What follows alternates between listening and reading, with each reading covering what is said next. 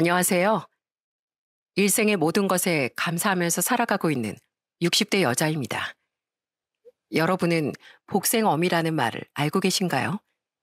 행복은 작은 것으로부터 싹튼다는 의미입니다. 사실 어릴 적에 저는 행복이라는 단어를 아예 모르고 살아왔던 사람이었어요. 하지만 어쩌다 우연히 시작되어 버린 인연으로 인해 늦은 나이에 행복이라는 게 어떤 건지 제대로 깨달으면서 살아가고 있답니다. 제 행복의 싹은 바로 저의 아들로부터 시작되었는데요. 저는 제게 찾아온 아주 소중한 기쁨들에 대한 이야기를 해보고 싶어 이렇게 사연을 보내게 되었습니다.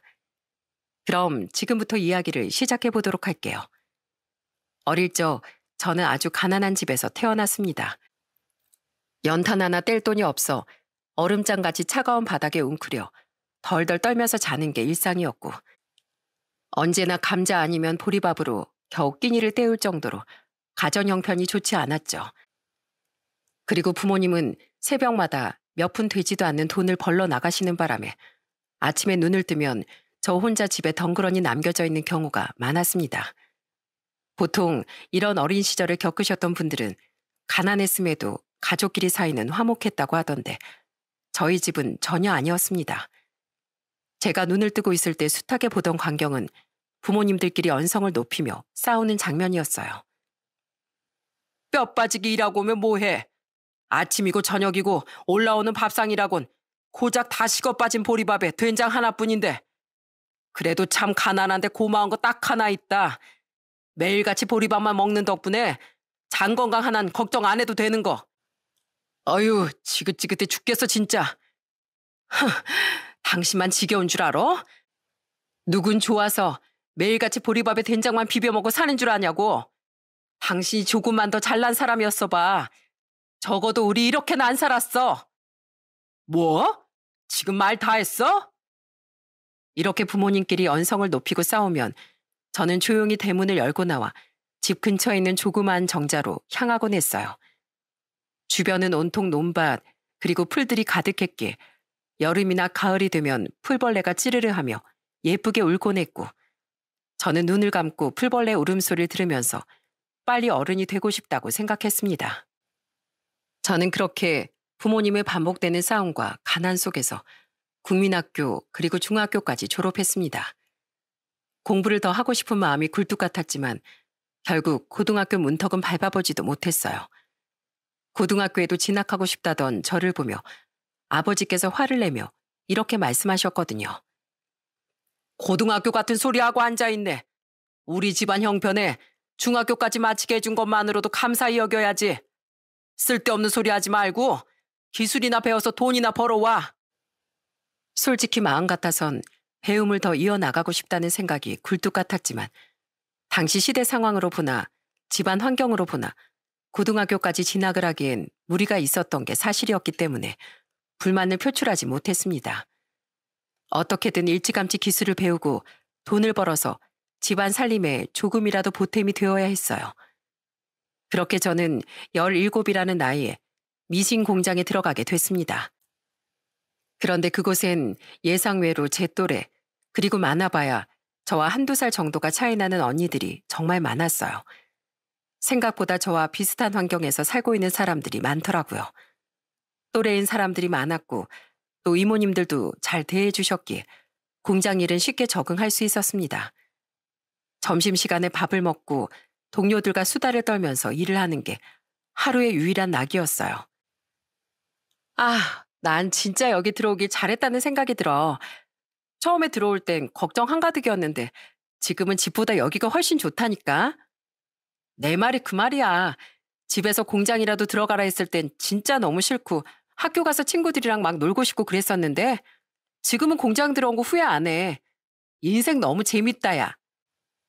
17에 공장으로 들어온 저는 성인이 되어서도 계속해서 공장 일을 했고, 당시에 만났던 사람들 중에선 저와 유독 죽이 잘 맞았던 언니 한 명만이 남아서 일을 하고 있었습니다. 함께 일을 했던 동료들이 하나 둘씩 퇴사를 하면 조금만 더 있다가 나가지 싶은 마음에 아쉬울 때도 있었지만, 그래도 사람 인연이라는 게 그렇잖아요. 만나는 사람이 있으면 떠나는 사람도 있는 법이고 계속 한 자리에 머무르는 사람도 있는 거니까 언젠가 연이 닿으면 다시 만나겠지 하는 마음으로 크게 미련을 가지진 않았습니다. 그렇게 일을 하면서 20대 초반, 22살이 되던 무렵쯤 함께 일을 하던 언니가 제게 벼랑간 이렇게 물어보더라고요. 너 연애 한번 해볼 생각 없니? 내가 아주 좋은 사람을 알고 있거든. 내 팔자에 무슨 연애를 해. 언니도 참. 얘, 연애하는데 형편이 무슨 상관이야. 결혼 전제로 만나라는 것도 아니고 그냥 좋은 사람 있으니까 만나만 보라는 거지. 누가 보면 내가 결혼할 사람 소개시켜준다는 줄 알겠다. 만나다 보면 결혼 생각이 들 수도 있는 거잖아. 그럼 그때는 어떡해? 아이고, 답답한 소리하고 앉았다 진짜. 어쩌긴 뭘 어째. 결혼하고 싶어지면 해야지. 야, 솔직히 난 상황? 그런 거 다 핑계라고 생각해. 사람만 좋으면 몸 네 일꼴만 있어도 살림 차리고 사는 게 사람이야. 지금보다 훨씬 예전엔 우리보다 더 어린 나이 시집가고 애도 낳고 살림도 했어. 그러니까 뭐가 됐든지 한번 만나봐. 절대 후회 안 할 거야. 사실 저는 결혼을 하지 말아야겠다고 생각했습니다. 어릴 적부터 보고 자란 게 부모님의 싸움뿐이었기 때문이었죠. 하지만 언니의 말을 들으니 살짝 마음이 움직여지긴 하더라고요. 세상 모든 사람들이 아버지 같진 않을 거고 또 계속 공장과 집만 오가다 보니 세상 보는 눈이 좁아진 것도 같고 새로운 사람도 좀 만나보고 알아가고 싶다는 생각이 아예 없진 않았기에 저는 언니에게 소개를 받기로 했고 그렇게 소개를 받은 사람이 바로 지금의 남편입니다. 남편의 첫인상은 굉장히 소탈한 사람이었어요. 직원 수가 굉장히 적은 회사에서 얼마 되지도 않는 월급을 받으면서 근무하고 있었던 남편은 농사를 짓고 계시는 부모님과 함께 살고 있다고 했습니다. 저도 부모님이랑 같이 살고 있어요. 명식 씨는 형제 있어요? 전 외동인데. 저도 외동이에요. 저희 집이 그렇게 넉넉한 편이 아니어서 부모님께서 저 하나만 낳고 잘 키우셨다고 하시더라고요. 부모님과 함께 살고 있고 형제 자매가 없는 외동인데다 집안 형편이 넉넉지 않은 것까지 남편과 저는 참 공통점이 많은 사람이라는 생각이 들었어요. 왜 그런 말이 있잖아요. 사람은 자기와 비슷한 환경에서 살아온 사람에게 자연스럽게 끌린다고. 그렇게 저와 남편은 첫 만남에 많은 대화를 나눴고 서로 비슷한 점이 많아 좋은 감정으로 만남을 가지게 됐습니다. 성격이 워낙에 순한 사람인데다 사치도 없이 소박한 사람이다 보니 만나면 만날수록 이 사람이다 싶은 생각이 들더군요. 저희는 3년이란 시간을 만난 후 평생을 약속하게 됐습니다. 저희가 결혼을 하던 시절엔 결혼식이라는 개념 자체가 그렇게 자리 잡힌 문화가 아니었을 뿐더러 식을 올릴 형편조차 되지 않았기에 저희는 서로 사진만 찍고서 혼인신고만 진행하고 부부라는 이름 아래에서 함께 살게 됐어요. 저희는 결혼 후 동네에 있는 작은 사글세방을 얻어 신혼생활을 시작했습니다. 주인집 아주머니께서 감사하게도 저희를 보시고는 저렴한 가격에 월세까지 낮춰서 방을 내어주셨어요. 내가 원래 세입자들 들어오면 월세 같은 거 깎아주는 사람이 아닌데 딱 봐도 신혼부부 같으니까 특별히 깎아준다. 그러니까 싸우지 말고 잘들 살아야 돼. 이왕 사는 거 살다가 더 좋은 집으로 이사가면 더 좋고. 감사합니다. 아주머니 덕분에 잘 살 수 있을 것 같아요. 둘이 있으면 비좁을 정도로 작은 방이긴 했지만 그래도 사랑하는 사람과 함께 있으니 그마저도 행복하더라고요. 결혼을 하고 난 후 시부모님은 종종 찾아뵀지만 저희 집엔 끝까지 찾아가지 않았습니다. 남편도 제가 받아온 상처들을 모두 이해했기에 먼저 가자고 이야기를 꺼내지 않았고 저 역시도 찾아가려는 생각을 하지 않았어요. 누군간 저를 보고 참 독하다는 생각을 할 수도 있겠다 생각이 들었지만 그래도 제가 받아온 상처의 깊이를 생각하면 이 정도는 독한 것도 아니다 싶기도 했습니다. 서로 퇴근을 하고 나면 어둠이 짙게 깔린 저녁이었기에 집에 오면 작은 밥상을 펴고 간단하게 늦은 저녁을 차려 먹으며 하루 일상에 대해 이야기를 나누는 게 저희의 소소한 일상이었죠. 지연 씨를 처음 만난 날도 결혼한 지 딱 2년째가 되던 여느 때와 다름없는 아주 평범하디 평범한 날이었어요. 그날은 웬일로 잔업도 없고 원래 퇴근을 하는 시간보다 훨씬 일찍 마치게 되어 집에 오자마자 남편이 오기 전까지 쉬고 있다가 저도 모르게 깜빡 잠이 들었습니다.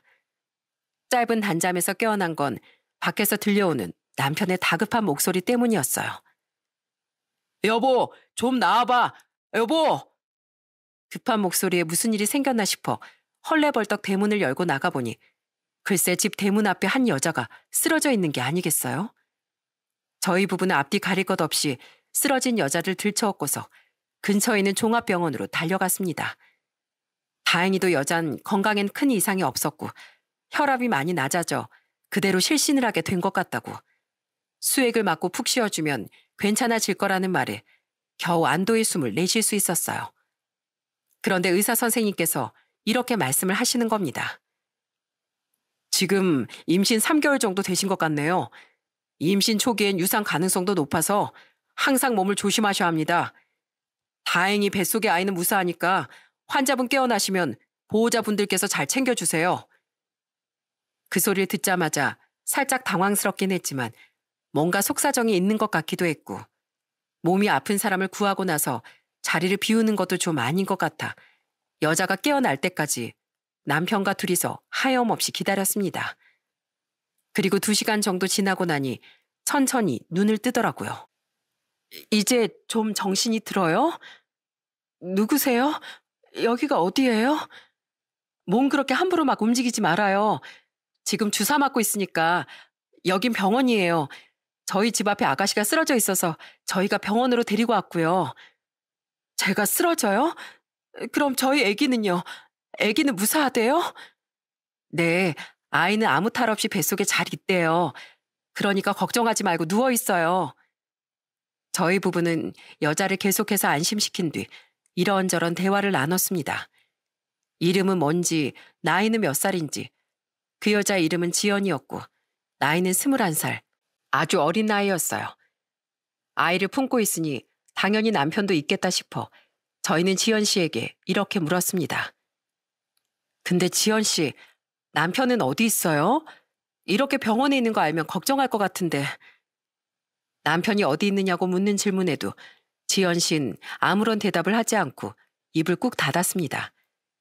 그 반응을 보는 순간 아차 싶었죠. 처음 보는 사이인데 이런 것까지 굳이 대답을 해줄 이유가 있겠나 싶어 저희도 더 이상 묻지 않았습니다. 그리고 새롭게 알게 된 사실은 지연 씨가 바로 저희 집 맞은편에 있는 곳에 살고 있다는 것이었어요. 문을 열면 바로 마주할 수 있는 주민이었는데 한 번도 마주치지 못했던 거죠. 저희는 서로 가볍게 목내라고서 각자 집 안으로 들어갔습니다. 그날 이후 저희 부부는 계속해서 지연 씨가 신경이 쓰이는 거예요. 그래서 신경이 쓰이는 만큼 옆에서 챙겨주기로 했습니다. 아무튼 홀몸도 아닌데다 얼굴에 짙게 내려앉은 우울이 너무 신경 쓰이더라고요. 저희도 넉넉지 않은 형편이었지만 괜히 끼니를 거르진 않을까 걱정이 되어 가끔 반찬도 간단하게 해서 가져다 주고 또 먹기 편하게끔 죽도 써서 가져다 주곤 했습니다. 여기 죽이랑 반찬 좀 가져왔어요. 보아하니까 밥도 제대로 안 챙겨 먹는 것 같은데 이런 거라도 먹어야 뱃속의 아이가 무럭무럭 자라죠. 비록 흰죽이라 맛은 특별한 건 없지만 그래도 정성을 담아 만들었으니까 먹어줘요. 챙겨주셔서 너무 감사한데 저 때문에 귀찮게 안 그러셔도 돼요. 그냥 우리가 신경 쓰여서 챙겨주고 싶은 마음에 그러는 거예요. 지연실 위해서이기도 하지만 무엇보다 뱃속의 아이를 위해서니까 감사합니다 하고 받아줘요. 저희는 저희가 할 수 있는 선에서 지연실 챙겼습니다. 그렇게 알뜰살뜰 챙기니 어느 날 지연 씨도 저희 집에 과일을 들고 찾아왔더라고요. 마침 집주인 아주머니께서 저 먹으라고 가져다 주신 과일들이 있어서 좀 가지고 와봤어요. 혼자 먹기엔 너무 많아서 맛있게 드셨으면 좋겠어요. 그리고 항상 챙겨주셔서 감사해요. 어머, 복숭아네. 이거 우리가 좋아하는 과일인 줄 어떻게 알고. 고마워요. 맛있게 잘 먹을게요. 이렇게 서로의 집을 오가며 마음을 나눈 지 6개월 정도 지났을 무렵 저희는 언니 동생 하면서 편하게 말을 트게 됐습니다. 서로에게 익숙해지기 시작하니 그제서야 지연 씨는 본인의 이야기를 저희에게 털어놓았어요. 사실 저희 남편은 제가 임신을 하자마자 기쁨을 같이 느낄 새도 없이 교통사고로 세상을 떠나버렸어요. 부모님이 돌아가시고 힘들어하던 저한테 남편은 하나밖에 안 남은 세상이었는데 그런 남편이 떠나니까 정말 살기가 싫어지더라고요. 그래서 아이랑 같이 남편을 따라가려고 했어요. 그런데 그런 생각을 할수록 몸이 더 안 좋아지는 것 같더라고요. 마치 뱃속에 있는 아이가 그런 쓸데없는 생각 좀 하지 말라고 말하는 것 같았어요. 떠난 사람은 안타깝지만 그래도 산 사람은 살아야지. 그런 생각은 함부로 하면 안 되는 거야. 정말 무기력하더라고요. 무지 외로운 날들의 연속이었는데 그때 언니를 만나게 된 거예요. 저 언니가 맨날 저 챙겨주실 때마다 생각했어요. 언니 같은 사람이 내 친언니면 얼마나 좋을까 하고 뭐 하나 보잘것도 없고 잘난 것도 없는 절 이렇게 잘 챙겨주셔서 감사해요. 언니 덕분에 제가 조금은 살아갈 용기를 얻는 것도 같아요. 그래, 그래야지. 언젠가 태어날 아이 위해서라도 열심히 살아야 할 거 아니야. 그러니까 우리 조금만 힘내자. 알겠지? 그런 사연이 있다는 걸 들으니 괜시레 마음이 아파오더라고요. 혼자 그 시간들을 견뎌내느라 얼마나 힘들었을까 싶었죠. 그렇게 아낌없이 지연실 막 챙겨주다가 임신 막달이 됐을 때쯤 집으로 찾아갔더니 글쎄 앞집 주인 아주머니께서 깜짝 놀랄 만한 말씀을 하시는 겁니다. 지연 씨, 어제부로 방 빼고 나갔어. 네? 방을 빼고 나가요? 어디로 갔는데요? 나도 몰라. 갑자기 방을 뺀다고 하니 나도 놀랐지. 애 낳고 나서 어딘가 갈 곳이 따로 있는가 보더라고. 에휴, 잘 살아야 할 텐데.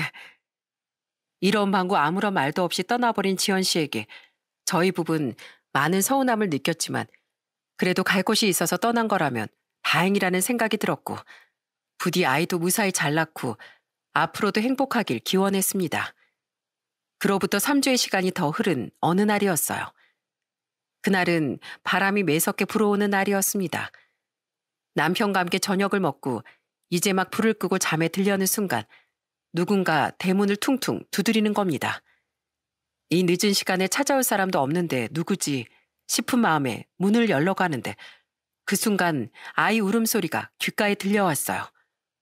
너무 놀라 황급히 문을 여니 문 앞엔 웬 갓난아이가 막 울고 있었고 대문엔 잘 키워주세요 하는 쪽지 한 장만 덜렁 붙어 있는 게 아니겠어요? 그런데 저는 문 앞에서 울고 있는 아이를 보고서 직감했습니다. 이 아이가 지연 씨 아이라는 걸 말이죠. 일단 아이가 감기라도 걸릴까 품에 꼭 끌어안고서 집 안으로 들어오자 남편은 정말 소스라치게 놀라며 제게 물었습니다. 그 아긴 뭐야? 밖에 누가 왔다 갔어? 아니, 자세히 모르겠지만 누가 집 앞에다가 아이를 두고 갔어. 잘 키워달라면서. 뭐? 누가 이 늦은 밤에 그런 말도 안 되는 짓을. 내 생각엔 지연 씨 아이인 것 같아. 시기상 딱 맞아 떨어지기도 하고 이 집 대문 앞에다가 갓난아이를 두고 갈 사람은 지연 씨밖에 없다는 생각이 드네. 굳이 다른 사람이 남의 집 문 앞에다가 아이를 두고 갈 이유가 없잖아. 어떡하면 좋아, 이 어린애를? 아이는 한참을 자지러지게 울다 이내 제 품에서 새근새근 잠이 들었습니다. 꿈을 꾸고 있는 건지 입술을 오물거리며 웃었다가 손가락도 꼬물거렸다가 하는데 그 모습이 참 귀엽더라고요. 남편은 아이를 빤히 내려다보다 제게 이렇게 말을 꺼냈습니다. 여보, 이 아이 우리가 키울까? 뭐? 무슨 소리야, 우리가 키우자니. 이런 인연이 쉽게 찾아오는 게 아니잖아. 그지? 쪽지에도 잘 키워달라고 써져 있었고 이렇게 만난 건 보통 인연이 아니라는 뜻이야. 그러니까 우리가 키우자. 이렇게 작고 귀여운 애를 어떻게 다른 곳에다가 보낼 수 있겠어? 정말 괜찮겠어? 우리가 정말 예쁘게 잘 키우자. 훗날 아이 엄마가 찾아오게 되면 아, 그때 잘 보냈구나 이런 생각을 할 수 있게. 저는 남편의 결정에 따르기로 했습니다. 알아보니 이 아이는 출생신고조차 되어 있지 않더라고요. 세상에 태어나자마자 저희 부부에게 온 것이었습니다. 저희 부부는 아이를 호적에 올리고 밤새 고민해 박영우라는 예쁜 이름까지 지어줬어요. 그리고 곧바로 아이를 데리고 시부모님께 찾아가 사정을 말씀드렸더니 어머님께선 제게 이렇게 말씀해 주셨습니다. 나중에 너희 사이에서 아이가 태어나면 상황이 달라질 수 있어. 마음으로 거둔 아이와 내 배 아파 직접 낳은 아인 마음 가는 게 다를 수밖에 없거든. 그래도 나중에 아이가 태어나더라도 이 아이랑 비교하지 말고 절대로 차별하지도 말고 똑같이 사랑을 주면서 잘 키웠으면 한다. 넌 현명한 아이니까 내가 이렇게 말 안 해도 알아서 잘 하겠지만. 네, 어머님, 정말 잘 키울게요. 미래에 태어날 저희 아이도, 그리고 저희가 마음으로 품은 이 아이도 건강하고 올바르게 자랄 수 있게끔 최선을 다할게요. 영우를 저희 아이로 받아들인 지 2년이라는 시간이 흘렀을 무렵 저희에게도 예쁜 아기 천사가 찾아와 줬고 예쁜 딸이 태어나게 됐어요. 그렇게 저는 영우와 영아 두 아이들의 엄마가 됐고 육아에 전념하기 위해 공장도 그만둔 채 아이들을 돌보는 데만 힘을 쏟았습니다. 저희 부부는 저희 먹는 것 입는 건 아낄 수 있어도 아이들을 위한 돈은 절대로 아끼지 않았어요. 무슨 일이 있어도 어딜 가도 부족함이 없게끔 열심히 키우려고 나름의 노력을 기울였죠. 아이들은 이런 저의 노력을 알았는지 아픈 곳 하나 없이 말썽 하나 피우는 일 없이 건강하게 자라줬습니다. 특히 영우는 머리가 아주 영특해서 걸음마도 빨리 뗐고 한글도 정말 빨리 뗐어요. 조금 느린 영아와는 달리 말도 야무지게 잘하고 항상 예쁘게 잘 웃어줘서 저희 부부의 감탄을 불러일으키던 아이였습니다. 영아가 태어난 후 시부모님께도 아이들을 데리고 자주 찾아뵀었는데 어머님과 아버님께선 두 손주들 모두 다 갈 때마다 항상 안아주시면서 맛있는 걸 해먹이곤 하셨어요.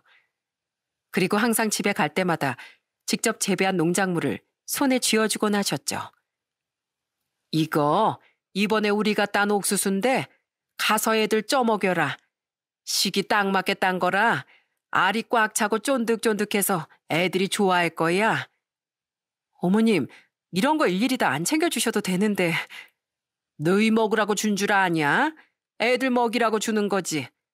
오이랑 상추, 깻잎 같은 것도 조금씩 먹이고 그래라. 그래야 나중에 편식도 안 하고 야채 맛을 들이지. 시부모님께서 먼 훗날 돌아가시기 전까지 저희 아이들을 정말 사랑으로 돌봐주셨답니다. 그렇게 저희 부부는 영우와 영아를 절대로 비교하거나 차별하지 않고 정말 사랑만 주면서 잘 키워냈고 아이들도 흔한 병치레 하나 없이 남매끼리 우애 좋게 잘 성장해줬습니다. 그렇게 시간이 흘러 영우가 국민학교에 들어가는 날이 다가왔어요. 세상에 태어나 꼬물거리던 걸 마주했던 때가 엊그제 같은데 그 작은 아이가 이렇게 자라서 국민학교에 들어가다니 세월 참 빠르다 싶더라고요. 아들, 이제 국민학교에 들어가는데 소감이 어때? 아빠, 나 너무 신나. 새 가방이랑 새 신발도 너무 마음에 들고. 새 가방과 새 신발을 신은 영우가 신나서 방방 뛰는데 그 모습을 보고서 문득 지연 씨가 떠올랐습니다. 아이가 이렇게 성장한 걸 알고 있을까? 같은 하늘 아래서 살고 있다면 건강하게 잘 지내고 있을까? 요즘은 잘 챙겨 먹고 다닐까? 아픈 곳은 없을까? 생각이 안 날 수가 없더라고요. 영우는 구김살 없이 밝은 아이였어요. 그래서 항상 동네에서 친구들을 몰고 다니던 아이였고 얼마나 친구들이랑 신나게 뛰놀았는지 여름엔 살이 완전히 새카맣게 다 타버릴 정도였답니다. 그리고 영우가 10살이 되던 해 저희 딸도 같은 학교로 입학을 하게 됐고 영우는 의젓하게 딸의 손을 잡고서 씩씩하게 등교했습니다.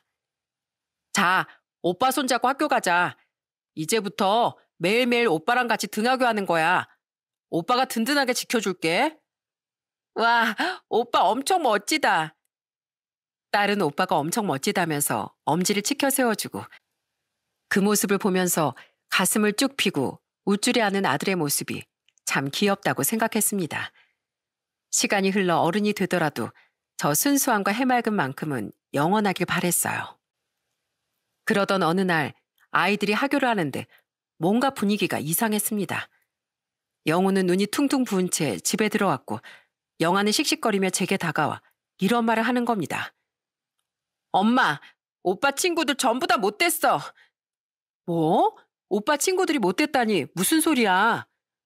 아까 오빠 친구들이 창간 수업 때 보니까 니네 동생은 니네 부모님이랑 닮았는데 넌 왜 하나도 안 닮았냐고. 너 한강다리 밑에서 주워온 애 아니냐고 막 그러는 거야. 그래서 내가 주워온 자식 아니라고 막 소리 지르니까 도망갔어. 오빠 친구도 진짜 나빠. 그 소리를 듣고 심장이 떨어지는 것 같았습니다. 그 당시 영우의 창간 수업에 저희 둘 다 시간을 내어 참석을 한 적이 있었는데 그때 아이들이 저희 얼굴을 보고서 그런 말을 한 것 같았죠. 저는 우선 놀란 마음을 가라앉히고 엉엉 울고 있는 아들에게 다가가 아들을 꼭 안아주며 이렇게 말했습니다. 영우야, 영우는 누가 뭐라고 떠들어도 엄마 아빠 아들이야. 우리 집 자랑스러운 장남. 그러니까 그런 말에 일일이 상처 안 받아도 돼. 한 번만 더 그러면 차라리 집으로 데리고 와. 우리 집 호적등본 보여주겠다고. 아들에겐 평정심을 유지한 채 이렇게 말해주면서 다독여주고 다음날 아이들이 모두 등하교한 뒤 학교에다간 전화를 걸어 있었던 일들을 설명해줬습니다. 아이들이 장난을 심하게 친 것 같으니 교육하는 차원에서 따끔하게 혼주를 내달라고 말이죠. 담임 선생님께선 죄송하다 말씀하시며 전화를 끊었고 이후 하교한 아들에게 그 아이들이 꼼짝없이 혼이 났다는 얘기를 들을 수 있었습니다. 그 일이 있은 후부터 아들을 그런 식으로 놀리는 아이들은 나타나지 않았고 아이들 모두 건강한 학창시절을 보내며 예쁘고 건강하게 성장해줬어요. 제가 아이들을 키우면서 뿌듯하기도 하고 눈물이 나기도 했던 건 딱 하나였습니다. 아이들이 어버이날만 되면 종이로 만든 카네이션을 가슴에 달아주면서 소소한 선물을 안겨줬던 것이었는데요. 카네이션 선물로도 모자라 고등학교 3학년이 될 때까지 저희 부부 앞에서 어버이 은혜를 불러주곤 했답니다. 눈에 넣어도 아프지 않을 저희 아이들은 그렇게 무럭무럭 자라 수도권에 있는 대학으로 들어가 기숙사 생활을 하게 됐고 그리고 남편도 오랫동안 다녔던 직장을 퇴직했고 그 퇴직금으로 저희는 동네 조그마한 국수집 하나를 차리게 됐어요. 가게를 시작하게 된 이유는 별거 없었습니다. 항상 똑같았던 하루에 조금이나마 변화를 주고 싶기도 했고 혹시라도 이 동네에서 뭔가를 하고 있다 보면 지연 씨가 동네에 한 번이라도 들러주지 않을까 하는 생각에 가게를 차리게 됐죠. 또 제가 요리 솜씨가 제법 좋은 편에 속했기에 음식 하나만큼은 자신이 있었거든요. 아이들은 항상 내려오기 전 제게 이렇게 얘기했습니다. 내일 가면 꼭 멸치국수 끓여줘. 엄마가 해준 국수 진짜 엄청 먹고 싶은데 참느라고 혼났어. 알았어, 딸. 지금 둘이 같이 있는 거야? 오빠 내일 비빔국수 해달래. 깨소금 팍팍 뿌려서. 아이고, 우리 아드님께서 해달라니 당연히 해드려야지요. 동네 장사였기에 엄청날 정도로 수익을 얻은 건 아니었지만 그래도 소소하게 벌어들이면서 저희 부부가 먹고 살고 자식들에게 용돈을 쥐어줄 정도는 벌어들일 수 있어 나름대로 만족했습니다. 그리고 아이들은 열심히 공부해서 좋은 성적으로 대학을 졸업했고 각자 괜찮은 직장에 자리를 잡을 수 있었어요. 특히 열심히 준비해서 대기업으로 들어간 아들은 합격했다는 소식을 듣고서 저희 부부에게 큰 절을 올리며 이렇게 말했습니다.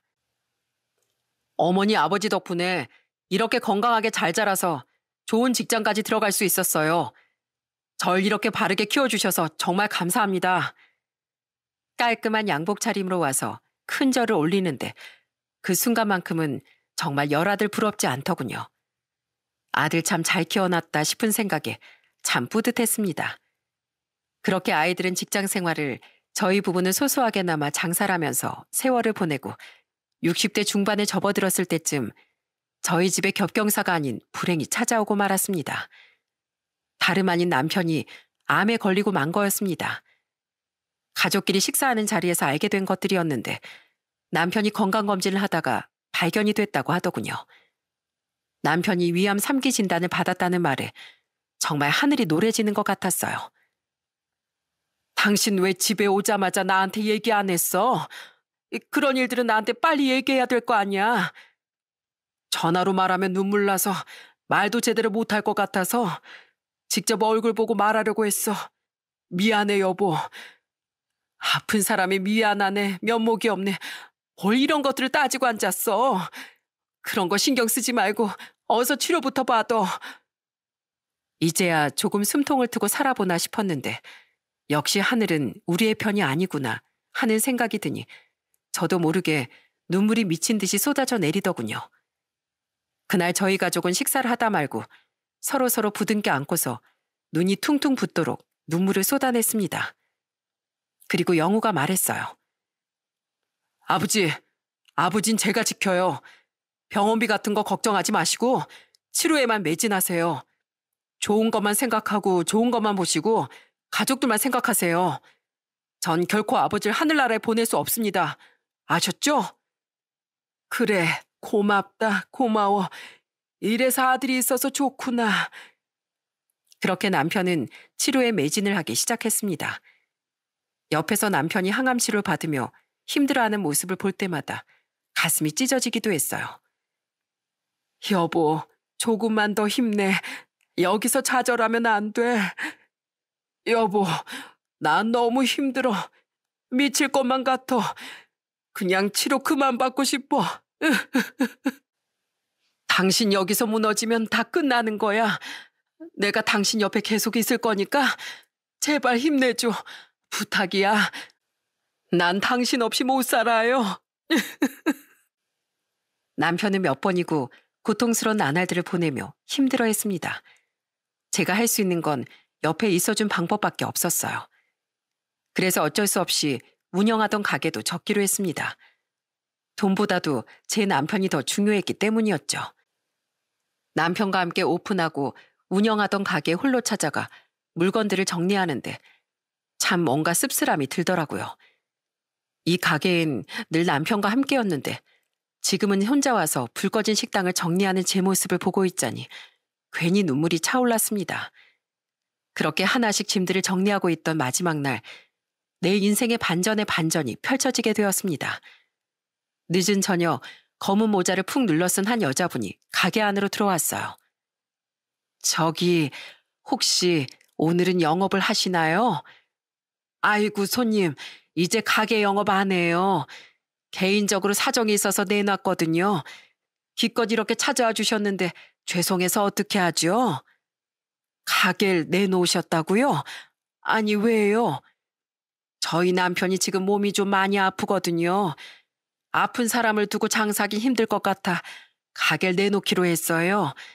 그래서 오늘 이렇게 정리하고 있는 거고요. 가게 정리하는 거 제가 도와드릴게요.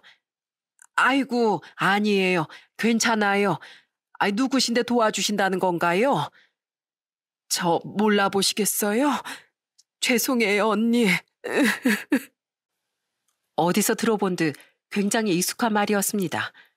그 말을 듣자마자 인상이 살짝 찌푸려지더군요. 뭐지? 왜 이렇게 익숙하지 싶었는데 그 순간 제 머릿속을 스쳐간 단 한 사람이 있었습니다. 제가 아무 말도 못하고 멀뚱히 서 있기만 하자 그 여자분은 제게 다가와 천천히 모자를 벗었어요. 언니, 저예요. 저 알아보시겠어요? 너 지연이니? 오메, 진짜 지연이 맞아? 우리 집 앞에 살았던 그 지연이 맞지? 네, 맞아요. 저 지연이에요, 언니. 그 여자의 정체는 바로 오래전 저희 부부의 옆을 갑작스럽게 떠났던 지연 씨였습니다. 그 이름을 듣자마자 정말 미친 듯이 눈물부터 흐르더군요. 저와 지연 씨는 한참을 얼싸안고 엉엉 울다 이내 자리에 앉아 이야기를 나눴습니다. 지난 세월 동안 참 궁금한 게 많았어요. 어디서 뭐라고 지냈는지, 아픈 곳은 없었는지, 그동안 잘 지냈었는지. 지연 씨는 제가 궁금한 것들을 하나씩 천천히 이야기해 줬습니다. 사실 그때 아이를 낳고 나서 정말 많은 생각이 들었어요. 이 상황에서 내가 아이를 잘 키울 수 있을까? 내가 아이를 혼자 키우게 되면 아이도 나중에 나처럼 불행해지게 되는 건 아닐까? 아이까지 불행해지게 되면 결국 저도 아이도 제대로 된 삶을 살 수 없어질 거라 판단했어요. 그렇다고 고아원에 보낼 수도 없어서 어떻게 해야 할까 생각하다가 그날 언니네 집 앞에다가 아이를 두고 갔어요. 그게 제가 할 수 있는 최선의 방법이었거든요. 역시 예상했던 게 맞았네. 문 앞에 있던 아이, 꼭 네가 낳은 아이 같다고 생각했어.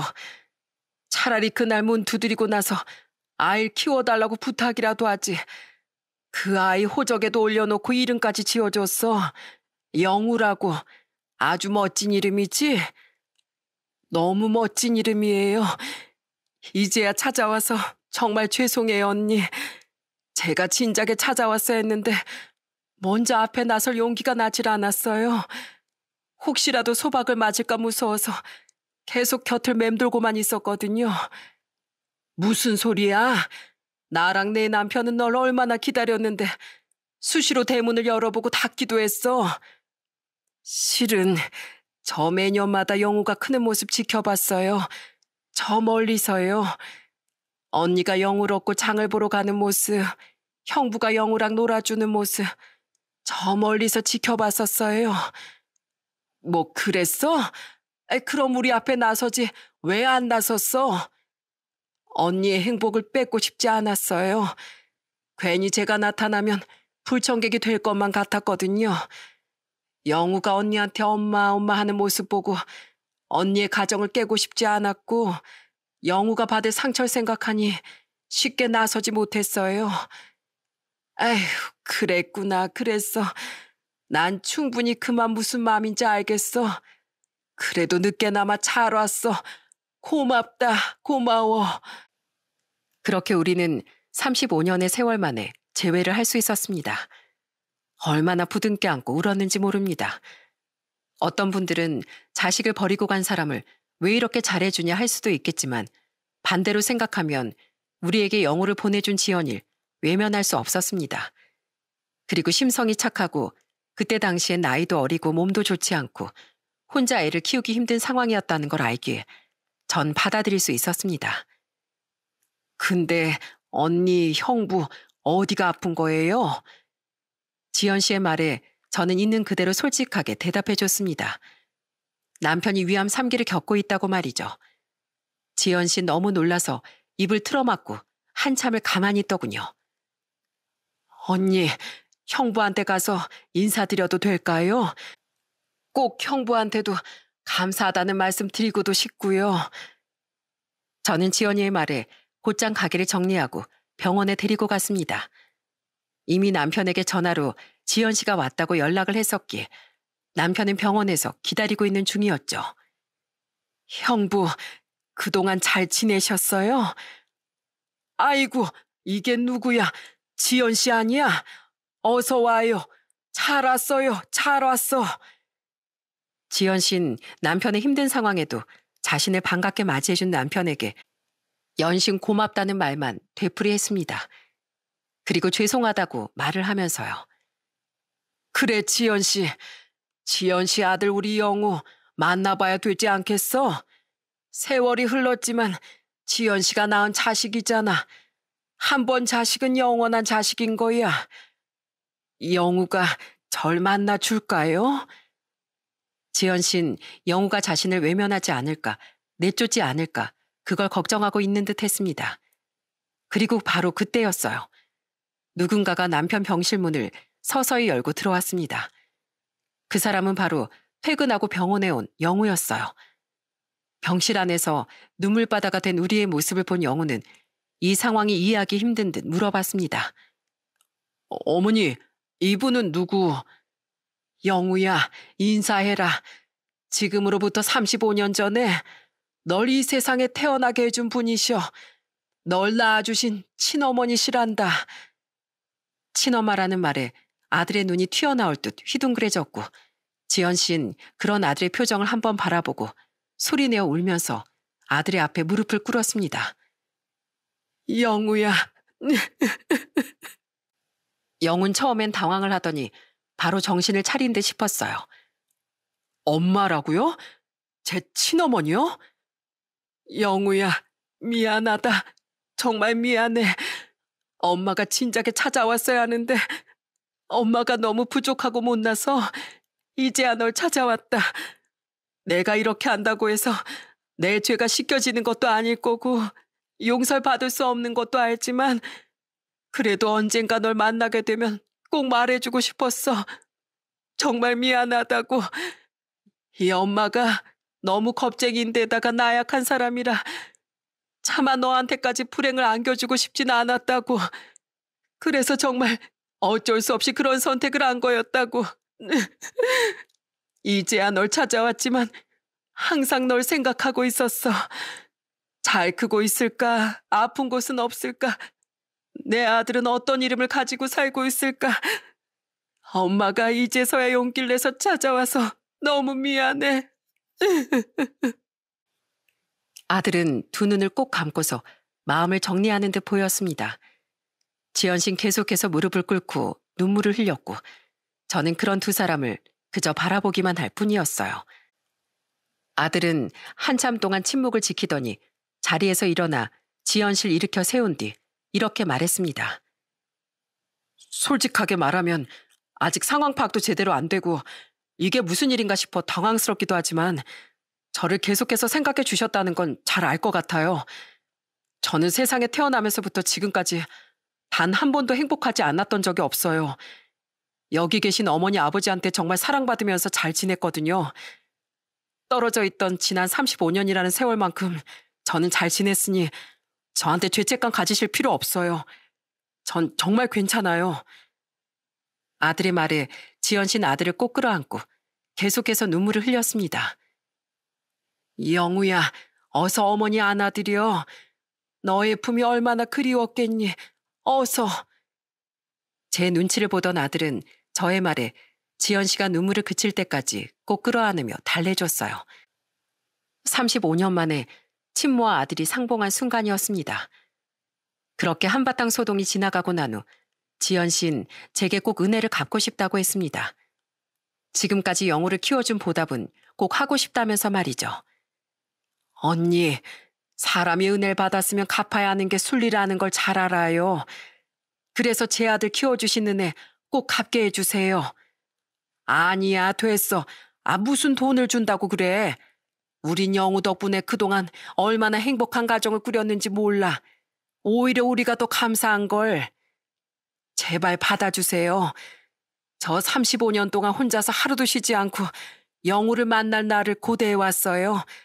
언니, 이젠 제가 언니와 형부 옆에서 지켜드리고 싶어요.